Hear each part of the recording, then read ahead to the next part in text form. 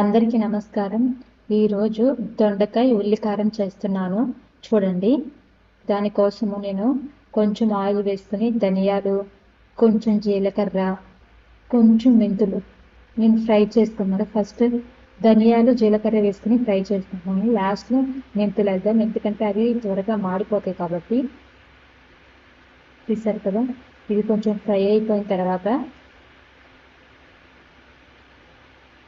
మెంతులు వేసుకున్నాను.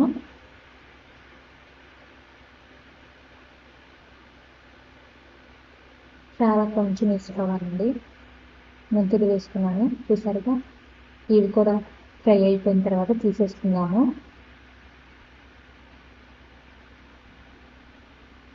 ఇప్పుడు ఇందులోనే ఒక ఉల్లిపాయని బారుగా కట్ చేసుకుని ఫ్రై చేసుకుంటున్నాను. పచ్చివాసన పోయినంత వరకు చాలండి.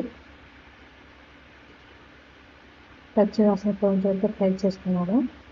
ఇప్పుడు కూడా ఇది కూడా తీసేసుకున్నాను.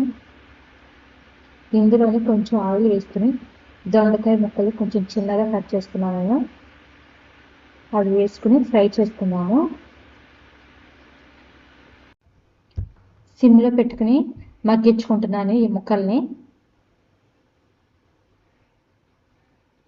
చూస్తారు కదా, ఇప్పుడు మూత పెట్టేస్తున్నాను. మూత పెట్టి సిమ్లో పెట్టుకుని మగ్గించుకుంటున్నానండి. ఇప్పుడు మనము ఇందాక ఫ్రై చేసుకుని పెట్టుకున్నాం కదా, అవి మిక్సీ పట్టుకున్నాం. ధనియాలు, జీలకర్ర, మెంతులు అండ్ ఉల్లిపాయలు. ఇందులోనే నేను ఉప్పు, కారం కూడా వేసేస్తున్నాను. ఉప్పు, కారం, పసుపు ఈ మూడు ఇందులోనే వేసేస్తున్నాను. చూడండి, ఇందులోనే వేసేసి నేను మిక్సీ పట్టుకుంటున్నాను. కొంచెం వాటర్ పోసుకుని మిక్సీ పట్టుకోవచ్చు. అండ్ సాల్ట్ కూడా ఇందులోనే వేసుకోవాలండి, కూరకు తగినంత సాల్ట్ వేసుకున్న తర్వాత ముక్కలు కూడా కొంచెం ఫ్రై అయిపోయింది.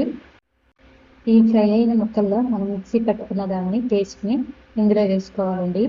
ఇందులోనే కొంచెం వాటర్ యాడ్ చేసుకోవాలి. వాటర్ యాడ్ చేసుకుని మూత పెట్టి కొంచెం సేపు ఉడికించుకున్నాము. ఇప్పుడు కరివేపాకుని నేను కట్ చేసి వేస్తున్నాను, ఎందుకంటే ఆ వాసన వస్తుందని లాస్ట్లో వేసుకుంటున్నాను. ఎప్పుడైనా డైరెక్ట్గా వేయడం కన్నా కొంచెం కట్ చేసి వేస్తే స్మెల్ ఎక్కువ వస్తుంది కరివేపాకుది. చూసారు కదా, ఇంకొంచెం సేపు మగ్గించుకుంటే దొండకాయ ఉల్లికారం రెడీ. చూసారు కదా, చాలా బాగుంటుందండి టేస్ట్. మీరు కూడా ట్రై చేయండి. అలాగే మా ఛానల్ని సబ్స్క్రైబ్ చేసుకోండి. Thank you for watching.